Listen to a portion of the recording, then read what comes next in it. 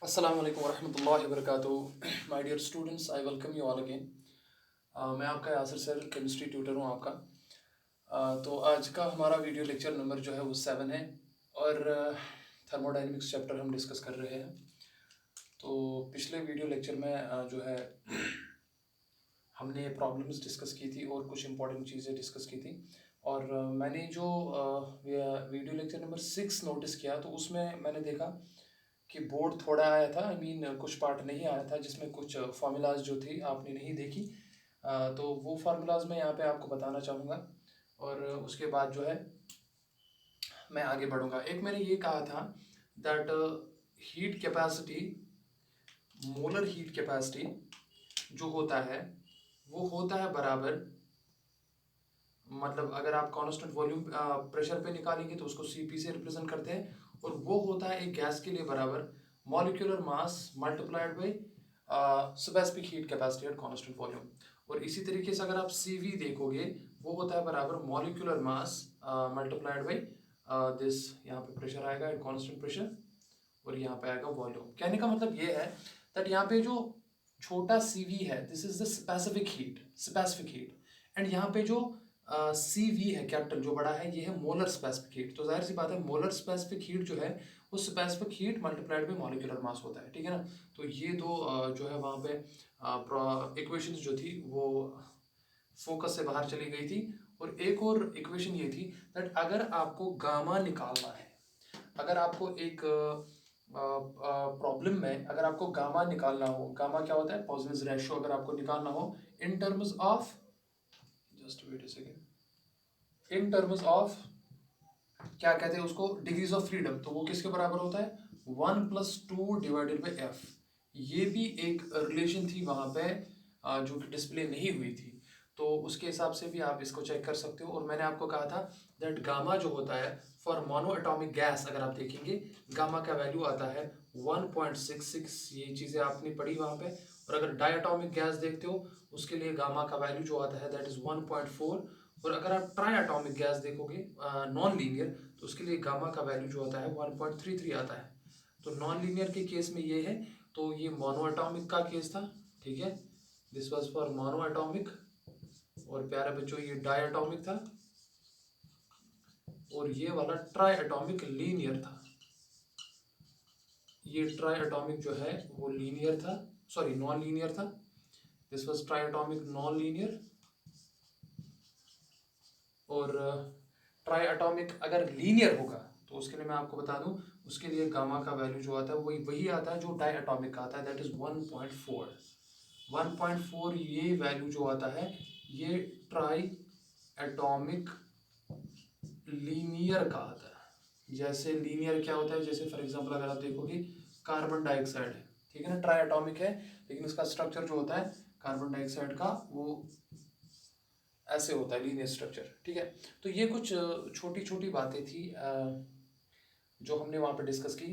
तो ये रिलेशन वहाँ पे डिस्प्ले नहीं हुई थी, ये नहीं हुई थी, तो इसलिए मैंने अलग लिखा। इनफैक्ट ये वाली रिलेशन भी डिस्प्ले नहीं हुई थी, तो जो मैंने वो आपको टेबल आपको समझाया वहाँ पे उसको आप आराम से करेंगे। तो आज का वीडियो लेक्चर जो है वो वर्क के बारे में होगा। तो अभी हम थोड़ी देर बाद जो है वर्क स्टार्ट करेंगे। मुझे पहले डस्टर आने दो, जस्ट वेट अ मोमेंट।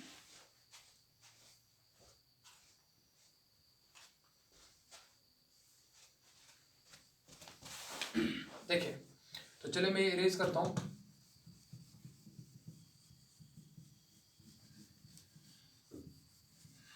और अगर किसी भी स्टूडेंट को कोई भी क्वेश्चन होगा तो प्लीज़ वो कमेंट बॉक्स में जो है वो पूछ सकता है, उसमें कोई प्रॉब्लम नहीं है। देखिए, आज का हमारा जो टॉपिक है वो वर्क के बारे में है। तो टॉपिक जो यहाँ पे है मैं यहाँ पे लिखता हूँ, टॉपिक जो आज हमारा है वो है अबाउट वर्क। ये हमारा थर्मोडाइनमिक्स का लेक्चर नंबर 7 है और आज हम वर्क के बारे में पढ़ेंगे। अब देखिए, अगर आपको याद होगा मैंने आपको बहुत अच्छे से समझाया था दैट जब भी आप प्यारे बच्चों एनर्जी ट्रांसफर की बात करते हो, एनर्जी ट्रांसफर की जब आप बात करते हो एक सिस्टम में, तो एनर्जी ट्रांसफर जो है वो दो तरीकों से आप कर सकते हो। पहला तरीका क्या है, आप एनर्जी ट्रांसफर बाय हीट कर सकते हो, जो कि आपको मैंने समझाया। और दूसरा प्रोसेस जो होता है, दूसरा मेथड जो होता है, वो आप वर्क से कर सकते हो। वर्क में अभी डिस्कस करूंगा। हीट जो है ना, वर्क को हम कहते हैं मैकेनिकल, ये मैकेनिकल वेव होता है एनर्जी ट्रांसफर का, ठीक है ना। और ये जो है इसको नॉन मैकेनिकल वे कहते हैं, नॉन मैकेनिकल। तो this is your non mechanical way, this is the mechanical way of energy transfer. तो अब अगर आप डेफिनेशन की बात करेंगे, तो हमें वर्क की डेफिनेशन बतानी है आपको। तो अगर आप डेफिनेशन ऑफ वर्क की बात करेंगे, तो पहले मैं आपको डेफिनेशन देता हूँ, उसके बाद हम ये चीज़ें आगे डिस्कस करेंगे। What do you mean by work? Work क्या होता है? वर्क बेसिकली प्यारे बच्चों एक it's a method of transfer of energy, it's a method of transfer of energy other than the heat exchange. मतलब हीट एक्सचेंज को छोड़ के एक ऐसा तरीका जिससे हम एनर्जी ट्रांसफर कर सकते हैं, तो वो जो है वो वर्क है प्यारे बच्चों। तो वर्क बेसिकली है कुछ नहीं, it's a form of energy. तो इस वर्क है क्या? वर्क में यहाँ पे लिखूंगा इट्स अ ट्रांसफर, या it's a method of transfer, ऐसे लिखेंगे better right. It's a method, it is the method of transfer, it is a method of transfer of energy, it is a method of transfer of energy। तो यहाँ पे in a mechanical way, definitely in a mechanical way, it's a method of transfer of energy in a mechanical way, ऐसे लिखते हैं। it is a method of transfer of energy in a mechanical way। Mechanical वे में जो है हम usually force की बात करते हैं, तो वो हम आगे आपको बताएंगे कि इसमें फोर्स का कॉन्सेप्ट कैसे इंट्रोड्यूस होता है। तो work is basically a method of transfer of energy in a mechanical way of course, जिसमें कम से कम हीट एक्सचेंज नहीं होता है। तो in this process heat exchange जो है यूजुअली, तो अदर देन, या मैं ऐसे लिखूंगा in a mechanical way other than other than other than heat exchange, other than heat exchange. तो हीट एक्सचेंज जैसे होता था, हीट एक्सचेंज कब होता था दो बॉडीज के दरमियान? प्यारे बच्चों, जब वहां पे टेम्परेचर का डिफरेंस आता था। तो यहाँ पे आप देखोगे कि टेम्परेचर डिफरेंस जो है वो लिया नहीं जाएगा, यानी कि हीट एक्सचेंज नहीं होगी। तो यहाँ पे जो एनर्जी एक्सचेंज होगा वो in the form of work होगा। और वर्क क्या है? मैं फिर से कह रहा हूँ, it's a method of transfer of energy but in a mechanical way. Mechanical वे मतलब जब वहाँ पे फोर्स का कॉन्सेप्ट आता है, तो हम थोड़ी देर बाद आपको समझाएंगे। तो हमारा जो टॉपिक है, जो कि वर्क मैंने अभी ऊपर लिखा है, तो इसको हम अब डिस्कस करने जा रहे हैं बड़े प्यार से, बड़े अच्छे से। देखिए, चलिए डिस्कस करते हैं। देखिए, जब हम जनरल कॉन्सेप्ट ऑफ वर्क की बात करते हैं, जब हम कहते हैं कि कॉन्सेप्ट ऑफ वर्क है क्या, देखो मैं आपको यहाँ पे समझाता हूँ। जब हम कहते हैं कॉन्सेप्ट ऑफ वर्क अगर है तो है क्या, देखो इसका मतलब क्या है। इसका मतलब ये है दैट वर्क आपने पढ़ा है, वर्क होता है बराबर एक फोर्स के बराबर, हम ऐसे लेते हैं, मल्टीप्लाइड बाई डिस्प्लेसमेंट। ये पढ़ा आपने, ठीक है ना। जैसे मान लो फिजिक्स में आप पढ़ते हो, मान लो अगर फॉर एग्जांपल यहाँ पे एक कार है, ठीक है ना, मान लो यहाँ पे एक कार है,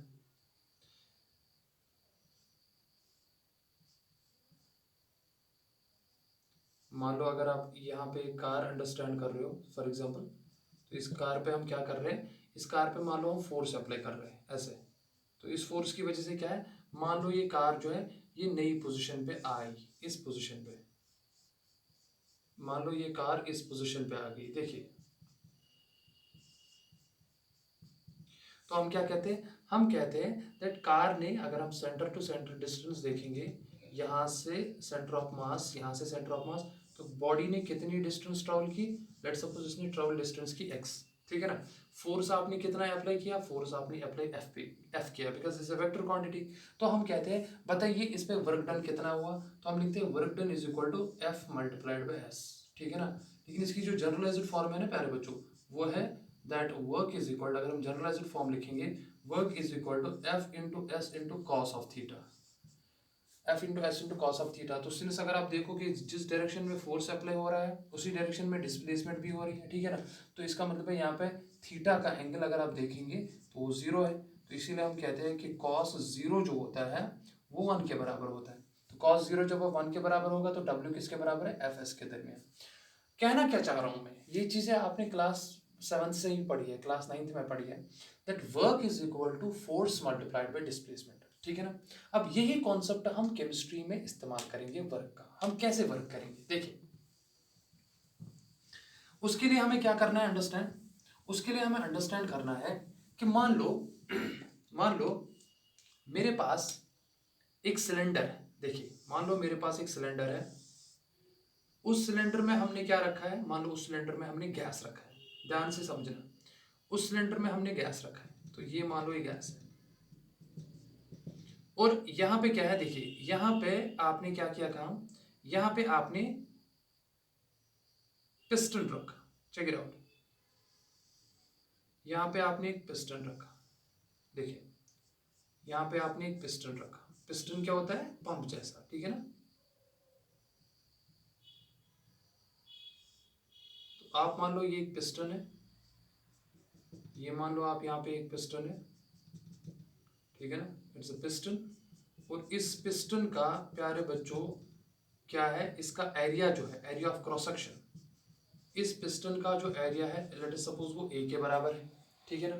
तो यहाँ पे क्या है, इस कंटेनर में सपोज इसमें गैस है, तो अंदर आपने क्या दिया, अंदर आपने गैस रखा, आराम से समझना, बाहर से जो प्रेशर होगा ड्यू टू एटमॉस्फेयर, बाहर से जो एटमॉस्फेयर की वजह से जो प्रेशर होगा इस कंटेनर पे, तो वो सब कहेंगे एटमॉस्फेरिक प्रेशर, सिंस ये एक्सटर्नल है बाहर की वजह से, ठीक है ना, तो हम उसको कहेंगे P एक्सटर्नल, ऐसे डिनोट करेंगे, सबको समझ आया।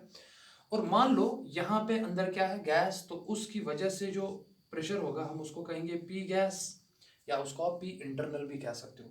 और मान लो प्यारे बच्चों हम क्या कर रहे हैं यहाँ पे, हम यहाँ पे वर्क डन देखेंगे कि गैस कितना करेगा। अब उसके लिए केस क्या लेंगे हम, लेट अस सपोज हम केस लेते हैं एक्सपेंशन का, हम कहेंगे कि गैस जो है वो एक्सपैंड करेगा। अब जाहिर सी बात है गैस अगर एक्सपैंड करेगा तो उसके लिए क्या होना चाहिए, P इंटरनल, जो कि अंदर वाला गैस का प्रेशर है, जाहिर सी बात है वो एक्सटर्नल प्रेशर से ज्यादा होना चाहिए, तभी तो गैस एक्सपैंड कर सकता है।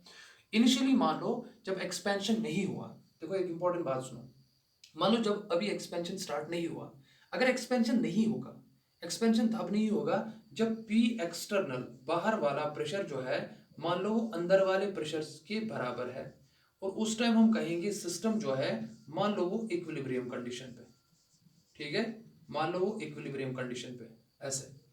अब मान लो समहाउ आपने जब गैस जो है कंटेनर के अंदर डाला, आपने अंदर अब पंप के थ्रू ज्यादा गैस डाला, जितना गैस डालोगे ना उतनी गैस की कॉन्सेंट्रेशन बढ़ेगी, और इतना इस पिस्टन पे प्रेशर अप्लाई ज्यादा होगा। जब इस पिस्टन पे प्रेशर अप्लाई ज्यादा हुआ तो हम अब कहेंगे कि P इंटरनल जो है, अंदर वाला गैस का प्रेशर, वो बाहर वाले गैस के प्रेशर से ज्यादा है। तो जब P गैस P एक्सटर्नल से ज्यादा है तो एक्सपेंशन कब होगा, मैं कहूंगा जब P का अंदर वाला प्रेशर होगा, यानी कि गैस का अंदर वाला प्रेशर होगा, जब P gas when it is greater than external pressure that is P external, तभी तो एक्सपेंशन होगा। अब देखिए जब एक्सपेंशन होगा, जब प्रोसेस ऑफ एक्सपेंशन होगा, देखिए यहाँ पे क्या हो रहा है, यहाँ पे सर एक्सपेंशन हो रहा है। अब एक्सपेंशन होगा तो बताइए क्या ये पिस्टन इसी जगह रहेगा, नहीं सर ये तो अपनी जगह नहीं रहेगा, ये तो एक्सपेंड करेगा। देखो कितना एक्सपेंड करेगा, मान लो गैस ने एक्सपेंड किया, कब तक एक्सपेंड करेगा, जब तक इंटरनल प्रेशर एक्सटर्नल प्रेशर के बराबर नहीं जाएगा, आराम से समझना। अब ये मान लो ये पिस्टन नई पोजीशन पे आ गया, मान लो इस पोजीशन पे आ गया, देखिए पहली पोजीशन कौन थी इसकी, मान लो पहली वाली पोजीशन जो थी वो ये वाली पोजीशन थी, आराम से समझिए। तो ये वाली मान लो आप नई वाली पोजीशन है, तो गैस ने कितना एक्सपेक्ट किया, यानी कि पिस्टन किस डिस्टेंस से मूव का, तो लेट सपोज पिस्टन ने जिस डिस्टेंस से मूव किया वो है dl। अब एरिया ऑफ क्रॉस सेक्शन जो इस पिस्टन का था, एरिया वो कितना था सर, वो तो A था, वो मैंने A से रिप्रेजेंट किया, सबको समझ आ रहा है। देखिए जो ही गैस ने एक्सपैंड किया तो पिस्टन जो है ऊपर आएगा, तब तक गैस एक्सपैंड करेगा जब तक P इंटरनल P एक्सटर्नल के बराबर ना जाए, ठीक है ना। अब मुझे बताओ, तो इसका मतलब हुआ यहाँ पे प्रेशर अप्लाई हुआ। अब मुझे बताइए ये जो गैस की वजह से प्रेशर अप्लाई हुआ, तो न्यू कंडीशन यहाँ पे ये है, एक्सपेंशन केस समझ आया ना, गैस का प्रेशर अंदर से ज्यादा है देन एक्सटर्नल प्रेशर, इसलिए एक्सपेंशन हुआ। आप कंट्रैक्शन का भी केस पढ़ सकते हो, अगर आप कंट्रैक्शन पढ़ रहे हो तो उस टाइम P एक्सटर्नल ग्रेटर होगा देन P गैस है, तब पिस्टन नीचे आएगा, उस टाइम पी एक्सटर्नल ज्यादा होगा, पी इंटरनल कम होगा। दोनों के केस में पिस्टन या तो ऊपर मूव करेगा या तो नीचे मूव करेगा। कहने का मतलब है कि पिस्टन डिस्प्लेस होगा। अब पिस्टन डिस्प्लेस किस वजह से हुआ सर? वो तो प्रेशर डिफरेंस की वजह से हुआ। अब प्रेशर को हम कैसे लिखते हैं? क्या मैं प्रेशर को ऐसे लिख सकता हूं? चलो ये मैं इरेज करूंगा यहाँ पे। आई होप ये आपको समझ आया होगा। क्या मैं प्यारे बच्चों प्रेशर को ऐसे लिख सकता हूं दैट प्रेशर जो है, जितना भी गैस ने एक्सर्ट किया पिस्टन पे, प्रेशर जो है वो बेसिकली होता है बराबर फोर्स डिवाइडेड बाय एरिया। यहां तक सबको समझ आया? यानी कि मैं ऐसे लिख सकता हूं दैट P जो है that is equal to F divided by A। अब मुझे बताओ, इस गैस ने जो P गैस था अंदर, उसने पिस्टन पे कितना फोर्स अप्लाई किया? उसने पिस्टन पे कितना फोर्स अप्लाई किया था? कितना किया था? वो इस इक्वेशन से निकाल सकते हैं that F is equal to P multiplied by A। चलिए F को आप यहाँ पे डाल दीजिए, ठीक है ना। अच्छा, डिस्प्लेसमेंट जो पिस्टन की वजह से हुई, तो मैं यहाँ पे लिखूंगा displacement of piston due to pressure difference, वो कितनी हुई प्यारे बच्चों? सर वो dl के बराबर हुई। तो बताइए मुझे वर्क डन कितना गैस ने किया? अब आप कहोगे सर ये वर्क डन कौन सा है? ये है वर्क डन ड्यूरिंग एक्सपेंशन, लेकिन मैं लिखूंगा वर्क डन। मैंने एक्सपेंशन का केस लिया, तो बताइए वर्क डन उस टाइम कितना होगा? सर आपने कहा था वर्क डन होता है बराबर फोर्स मल्टीप्लाइड बाय डिस्प्लेसमेंट, यही आपने इक्वेशन बताई जनरल। हाँ बच्चों मैंने यही बताई और ये सही है। सर बताइए वर्क डन किसके बराबर है? मैं कहूँगा सर वो फोर्स के बराबर है और मल्टीप्लाइड बाय डिस्प्लेसमेंट किसके बराबर है? डीएल के बराबर। तो बताइए फोर्स किसके बराबर है? यहाँ पे देख लीजिए, फोर्स F बराबर है वो तो P इंटू ए के बराबर है, P इंटू ए इंटू डी इंटू एल, यानी कि DL, ठीक है ना। तो वो किसके बराबर होगा? वो वर्क डन के बराबर होगा। तो मैं यहाँ पे लिखूंगा W। सबको क्लियर होगा यहाँ पे? अब यहाँ पे मुझे बताओ A इंटू DL, देखो area of cross section, check it out, area of cross section, ध्यान दे, एरिया ऑफ क्रॉस सेक्शन कितना एरिया लेता है और कितने डिस्टेंस से ऊपर जाता है? क्या ये वॉल्यूम नहीं देगा? लेकिन सिंस आपने डिस्टेंस DL लिया है, वो वॉल्यूम कहलाएगा जितना भी ये वॉल्यूम होगा। देखो जितना भी ये वॉल्यूम होगा ना, ये सारा का सारा, इस वॉल्यूम को कहेंगे हम dV, और ये dV किसके बराबर होगा? A into DL। सबको क्लियर हो रहा है ना? देखो कोई यहाँ पे रॉकेट साइंस चल नहीं रहा है, बहुत सिंपल सा कॉन्सेप्ट है। तो चलिए बताइए वर्क किसके बराबर होगा? सिंस वो वर्क बहुत छोटा होगा, मैं उसको लिखूंगा DW, बिकॉज मैंने थोड़ा सा एक्सपेंशन दिखाया आपको। मैं लिखूंगा the small work done will be represented by DW। तो कितना होगा DW? मैं ऊपर लिखता हूँ sir DW small work done by the gas during the expansion, small work done by the gas during the expansion, sir that will be equivalent to P into, शाबाश, P into, ये तो P है और इसके बजाय आपने क्या किया इस्तेमाल?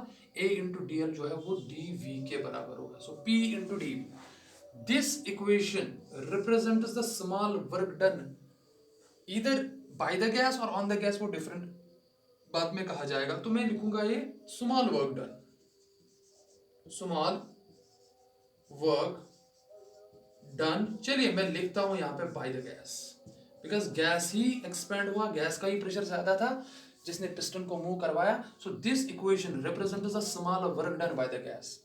अगर आपको, और वहां पे क्या है, और यहाँ पे आप याद रखोगे सर यहाँ पे जो A इंटू DL था उसी के बजाय हमने लिया DV, जो मैंने यहाँ पे आपको समझाया। अब आप कहोगे अगर सर मुझे पूरी वर्क डन लेनी हो, एक और इंपॉर्टेंट चीज समझिए, क्या मैं कह सकता हूं when the equilibrium is set up between the internal pressure and external pressure, जैसे मैंने यहाँ पे कहा, और ये प्रेशर कौन सा था? ये गैस वाला प्रेशर था, P गैस, ये P गैस प्रेशर था। यहाँ पे P गैस में लिखता हूं, P गैस। क्या मैं लिख सकता हूं we know at any equilibrium time, क्या मैं लिख सकता हूं P गैस जो है वो किसके बराबर होगा? जाहिर सी बात है, अभी आपने देखा P गैस P एक्सटर्नल के बराबर है। लेकिन अगर आप डायरेक्शन सेंस भी लेंगे, क्या मैं लिख सकता हूं P gas is equal to minus P external, where minus क्या आपको बताता है? माइनस साइन जो है, मैं यहाँ पे लिखता हूं माइनस साइन जो है वो बोलता है direction of external pressure is opposite to that of internal pressure, यानी कि डायरेक्शन इज अपोजिट। प्रेशर की जो वजह से जो फोर्स एक्सर्ट होता है उसका डायरेक्शन अपोजिट होगा। बिकॉज अगर P इंटरनल यहां से देखिए ना, ये मान लो P गैस है, पी गैस अगर यहाँ की तरफ था तो पी एक्सटर्नल तो ऊपर से नीचे है ना, तो इक्विलिब्रियम पे क्या होगा, इनका मैग्नीट्यूड इक्वल होगा बट इनकी डायरेक्शन अपोजिट होगी। तो we can write that P external is equal to minus P gas और P gas is equal to minus P external, ठीक है ना। तो जरा इस इक्वेशन फर्स्ट में ये कॉन्सेप्ट इस्तेमाल कीजिए, पी गैस के बजाय पी एक्सटर्नल माइनस ले लीजिए, तो क्या आएगा, मैं यहाँ पे लिखूंगा, देखिए नीचे लिखते हैं। तो क्या मैं लिख सकता हूं, देयरफॉर डी डब्ल्यू, शाबाश, D W is equal to, अब यहाँ पे क्या लिखूंगा मैं, minus P external into D V. ये इक्वेशन आप हमेशा के लिए याद रखेंगे, very very important. The small work done, this equation represents the small work done due to the gas. Expansion का केस हम अलग समझाएंगे और कंट्रैक्शन का अलग समझाएंगे बाद में, फिलहाल यहां तक समझो। अगर ये स्मॉल वर्क डन है, जैसे मैंने अभी कहा आपको थोड़ी देर पहले, ये रिप्रेजेंट करता है स्मॉल वर्क डन, ठीक है सर, हमें समझ आया। अगर आपको टोटल वर्क डन निकालनी, देखो टोटल वर्क डन अगर आपको निकालनी, तो आपने फिजिक्स में पढ़ा होगा, अगर हमें टोटल वर्क डन निकालनी है तो हम उसके लिए क्या प्रोसेस करते हैं, हम मान लो इस इक्वेशन सेकंड को क्या करेंगे, हम इसको इंटेग्रेट करेंगे, यानी कि we do the process of integration. प्यारे बच्चों, we do the process of integration, तो in order to get the complete work done, in order to get the value of complete work done, यानी कि आप कहोगे सर गैस तो थोड़ा सा एक्सपेंड हुआ, आप अगर कहोगे सर जितना ही एक्सपेंड होना है उतना बता दो, तो उसके लिए छोटे से वॉल्यूम चेंज के लिए, छोटे से एक्सपेंशन के लिए छोटा वर्क डन करेगा गैस। अगर पूरा एक्सपेंशन आप ले रहे हो कंसिडरेशन में, तो उस टाइम टोटल वर्क डन करेंगे, तो टोटल वर्क डन छोटे छोटे वर्क डन का सम होगा, तो वो हम कैसे निकालते, वो तो इंटीग्रेशन से निकालते। तो टोटल वर्क डन कैसे आएगा, integral of D W is equal to integral of minus P external into DV. यहां तक समझ आ गया सबको। अब देखो ये किसके बराबर है, मैं नीचे लिखता हूँ, इज इक्वल टू, यहाँ पे इंटीग्रल एंड डिफरेंशिएशन कैंसिल हो गया, जाहिर सी बात है, तो किसके बराबर आ गया, यहाँ डब्ल्यू के बराबर आ गया। So W, so what is W here, it's the total work done is equal to, अब देखो यहाँ पे सिंस पी एक्सटर्नल जो भी होता है बाहर की वजह से, पी एक्सटर्नल जो भी होगा, अगर ये प्यारे बच्चों कांस्टेंट रहा, तो कांस्टेंट की इंटीग्रेशन नहीं होती, वो बाहर आएगा, और माइनस साइन तो वैसे ही है, तो मैं इसको बाहर निकालूंगा, माइनस पी एक्सटर्नल, अंदर क्या होगा, अंदर होगा इंटीग्रल ऑफ डीवी, शाबाश, क्या होगा अंदर, इंटीग्रल ऑफ डीवी। यहां तक आपको समझ आया, चलो उसके बाद में ऊपर दिखाऊंगा, यहाँ पे आ जाते हैं, देखिए यहाँ पे आ जाते हैं। अब इसके बाद होगा क्या, तो देखो क्या होगा, अगर आप लिमिट दोगे, सर वॉल्यूम कहां से चेंज होगा, यानी कि final initial volume minus final volume, चलो मैं यहां पे लिखूंगा V I to V F, ये समझ आया, वॉल्यूम होगा चेंज फ्रॉम इनिशियल टू जितना भी आप फाइनल ले रहे हो। तो बताओ ये इक्वेशन क्या आएगा, therefore total work done W will be equal to minus P external, तो कॉमन है ही, वो तो बाहर निकालेंगे आप, वो तो कांस्टेंट है, ठीक है ना, बिकॉज कांस्टेंट की इंटीग्रेशन नहीं होती, वो बाहर निकलता है, ठीक है ना। अब देखो जब इंटीग्रल करोगे ना आप डीवी का, तो it will be v, of course v, from v initial to v final, यही तो करते हो ना। जब इंटीग्रल आप करोगे dv का, तो जाहिर सी बात है वो d और इंटीग्रल कैंसिल हो जाएगा, लेकिन इसके लिमिट जो आएंगे वो आएंगे from v initial to v final, simple सी बात है। किसके बराबर है, so w is equal to minus P of external, okay. अब देखो तो यहाँ पे क्या होगा, तो वैल्यू दे दीजिए v final minus v initial. ये जो यहाँ पे मैं इक्वेशन रख रहा हूं, इस इक्वेशन की तरफ ध्यान दे, मैंने ये देखो ब्लॉक में रखी, रेड ब्लॉक में, it's a very very important equation, मैंने यहाँ पे स्टार डाला, देखिए। अब देखो अगर मैं केस एक्सपेंशन का डिस्कस कर रहा हूं, देखो मैं कहूंगा केस कौन सा वाला है, केस सर एक्सपेंशन वाला है, जो कि मैंने ऊपर आपको कहा था। ये जनरल एक्सप्रेशन है, ये जनरल एक्सप्रेशन है, कौन सी वाली जनरल एक्सप्रेशन है, this is the general expression, this is the general expression for the total work done. अब देखेंगे एक्सपेंशन के केस में क्या होगा और कंट्रैक्शन के केस में क्या होगा, तो मैं इसको इरेज करता हूं फिलहाल।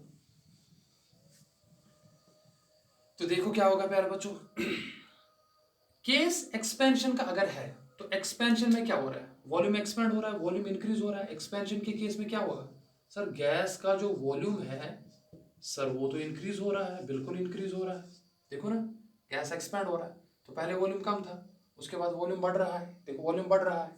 तो इसका मतलब है वी फाइनल जो होगा वो ग्रेटर होगा देन वी इनिशियल से।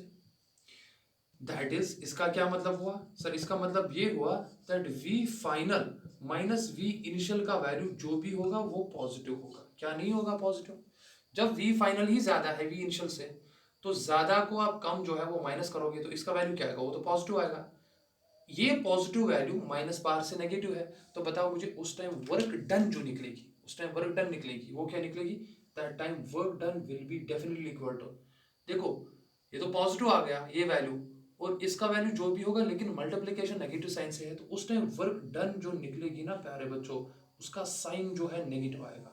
तो यहाँ पे जो नेगेटिव है ना, ये बेसिकली साइन है। तो इससे आपको क्या प्रूव हुआ?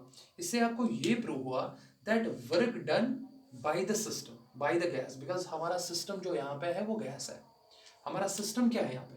गैस जो कंटेनर के अंदर है वही हमारा सिस्टम है। और इस टाइम वर्क किसने की? गैस पे वर्क हुई कि गैस ने वर्क की? इस टाइम गैस ने वर्क की, तो इसीलिए हम कहते हैं दैट वर्क डन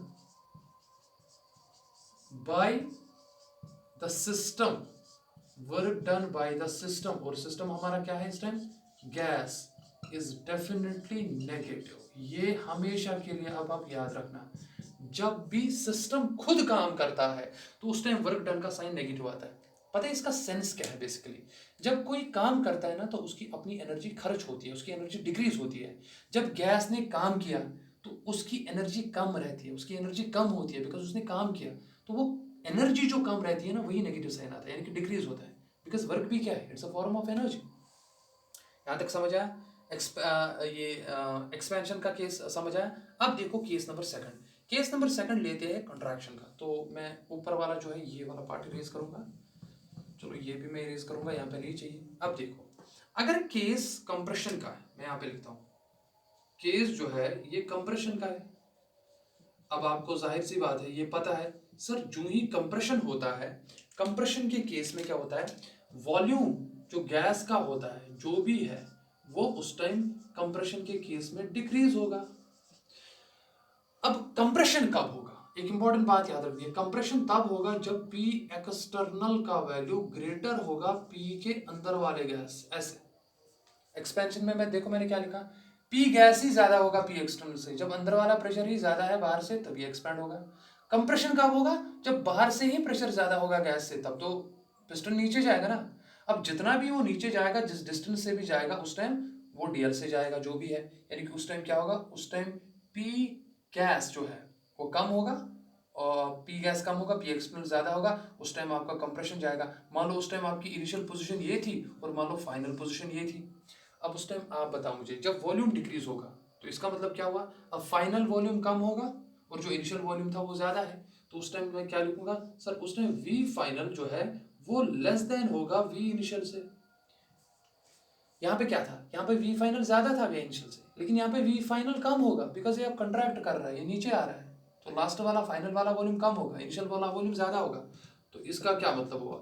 इसका मतलब हुआ जब वी फाइनल कम है तो बता मुझे वी एफ माइनस वी आई, इसका वैल्यू जो आएगा, इसका वैल्यू जो आएगा, इसका वैल्यू क्या वो पॉजिटिव आ सकता है? सवाल ही नहीं है सर, वो तो नेगेटिव आएगा, वो तो नेगेटिव आएगा। मतलब क्या है? वी फाइनल कम है, वी इनिशियल ज्यादा है, मतलब वी फाइनल मान लो लाइक दिस, वी फाइनल 3 है और जब आप माइनस करोगे और वी इनिशियल उससे ज्यादा है, मान लो ये 6 है, तो आप क्या करोगे? 3 में से 6 तो ये तो चलेगा नहीं, तो इसका मतलब है आंसर तो 3 निकलेगा लेकिन -3 आएगा, तो ये तो नेगेटिव आया। कुछ समझ आ रहा है ना? कुछ पल्ले पड़ रहा है? तो जब कंप्रेशन का केस होगा उस टाइम गैस पे वर्क किया जाएगा, उस टाइम सिस्टम पे वर्क किया जाएगा।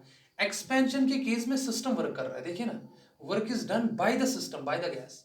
लेकिन जब P एक्सटर्नली ज्यादा होगा, कंप्रेशन वाला केस है, उस टाइम वॉल्यूम डिक्रीज हो जाएगा। जब उस टाइम वॉल्यूम डिक्रीज होगा तो देखो इसका वैल्यू क्या है? नेगेटिव, तो ये नेगेटिव वैल्यू आएगा, तो ये भी तो नेगेटिव वैल्यू है, तो नेगेटिव नेगेटिव उस टाइम क्या आएगा? तो बताइए मुझे उस टाइम वर्क डन क्या निकलेगा? तो प्यारे बच्चों, उस टाइम वर्क डन जो वैल्यू आएगा, that time work done will be equivalent to positive, यानी कि उसका साइन पॉजिटिव होगा। तो बताओ जब आपका वर्क डन नेगेटिव निकलता है जब आपका वैल्यू वर्क डन नेगेटिव निकलता है आप कहते हो it is work done by the system, यानी कि गैस ही वर्क कर रहा है, सिस्टम ही वर्क कर रहा है और इसकी वजह से उसकी एनर्जी डिक्रीज हो रही है, इसलिए नेगेटिव साइन आ रहा है। लेकिन जब आप देखते हो वर्क डन का वैल्यू पॉजिटिव आ रहा है, वो तब आ रहा है जब वर्क की जाए, when work is done on the system. ये चीजें हमेशा के लिए आप थर्मोडायनेमिक्स में याद रखना। Work done by the system is taken as negative and work done on the system is taken as positive. आपको कुछ नहीं करना है, आपके पास जो जनरलाइज्ड इक्वेशन है वर्क की, बस वो आपको ये वाली याद रखनी है। जनरल एक्सप्रेशन क्या है, that W is equal to minus P external, ये एक्सटर्नल प्रेशर के अगेंस्ट ही लिया जाता है, into V final minus V initial. सबको समझ आया? ये आपकी जनरल एक्सप्रेशन है। और इस जनरल एक्सप्रेशन को आप इस तरीके से भी लिख सकते हो, जो कि आप अपनी बुक्स में देखोगे, दैट वहां पे लिखा होता है that W is equal to, that work done is equal to minus P external into V final minus V initial. आप उसको ऐसे डेल्टा V भी लिख सकते हो। तो इस इक्वेशन को हमेशा के लिए याद रखना। तो ये था about the concept of work. और इसको अंडरस्टैंड करने के लिए हमने एक गैस लिया जिसको आपने सिलेंडर में लिया। तो सिंस यहाँ पे प्रेशर और वॉल्यूम आता है, तो केमिस्ट्री के केस में प्यारे बच्चों वर्क को हम कह सकते हैं, इसको ऐसे भी कहते हैं प्रेशर वॉल्यूम वर्क, इसको ऐसे भी कह सकते हैं प्रेशर वॉल्यूम। ये प्रेशर वॉल्यूम वर्क है, ये प्रेशर और वॉल्यूम वाली वर्क है जो हम केमिस्ट्री में डिस्कस करते हैं। ये बात याद रखिए। देखिए ना, P इंटू डेल्टा वी। तो जब भी आपको दिखे P into delta we, minus हो नहीं हो उसका आप टेंशन मत लो। जब भी आप कहीं पे भी, जब भी आप केमिस्ट्री में अब ये चीज देखोगे ना कहीं पे, तो वहां पे है P इंटू डेल्टा वी, ऐसे ऐसे टर्म जब भी आपको जहन में आएगी, आप दिमाग में रखना कि ये वर्क की एक्सप्रेशन है, ये रिप्रेजेंट वर्क करता है। ठीक है। और उसके बाद हमने कहा दैट जनरलाइज्ड इक्वेशन ये निकली, जनरलाइज्ड एक्सप्रेशन ये निकली। और उसके बाद हमने केसेस दिए, एक्सपेंशन का केस ऐसे दिया, तो उस टाइम वर्क डन जो है नेगेटिव आई।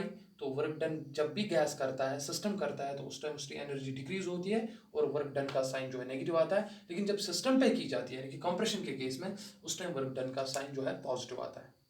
तो this was all about video lecture number 7, जिसमें मैंने फिलहाल कॉन्सेप्ट ऑफ वर्क आपको समझाया। अगला वीडियो लेक्चर जो होगा, लेक्चर नंबर 8, उसमें वर्क ही डिस्कस किया जाएगा। लेकिन उसमें हम डिस्कस करेंगे कि जब हम इरिवर्सिबल के केस में क्या होता है, वैसे इरिवर्सिबल के केस में ये होता है, और रिवर्सिबल के केस में कैसे हम वर्क निकालते हैं। तो that is very very important, उसमें क्वेश्चंस पूछे जाते हैं। मैं आपको प्रॉब्लम्स भी दिखाऊंगा, उसमें ग्राफ्स भी आपको समझाऊंगा। दैट अगला टॉपिक जो है लेक्चर नंबर 8 वो यही होगा, दैट वर्क डन रिवर्सिबल और इरिवर्सिबल कंडीशन में कैसे निकालती है और उनके लिए क्या एक्सप्रेशन होती है, उसमें क्वेश्चन पूछे जाते हैं। टिल देन आप अपना ख्याल रखिए, मेहनत करते रहे, नोट बनाते रहे। किसी को भी कोई क्वेश्चन है तो मुझे पूछिए, ठीक है ना। तो कभी पॉसिबल नहीं होता है, मे भी कुछ चीज़ें स्किप हो जाती है या आपके दिमाग में कोई क्वेश्चन रेज हो जाए तो हमें पता नहीं होता है। अपनी तरफ से कोशिश करते हैं, लेकिन फिर भी अगर आपको कोई भी क्वेरी हो, कोई भी क्वेश्चन हो, तो डोंट हेजिटेट टू आस्क। आप व्हाट्सएप पे भी पूछ सकते हो और आप यूट्यूब के जो नीचे कमेंट बॉक्स होता है उसमें भी पूछ सकते हैं। मैं कोशिश करूँगा बहुत जल्दी आपके सवाल का जवाब देने की। वैसे आप पूछते नहीं हो बट स्टिल आप पूछो। तो मिलते हैं इंशाल्लाह नए वीडियो लेक्चर नंबर में, दैट इज़ 8। टिल देन फी अमानिल्लाह, अस्सलाम वालेकुम।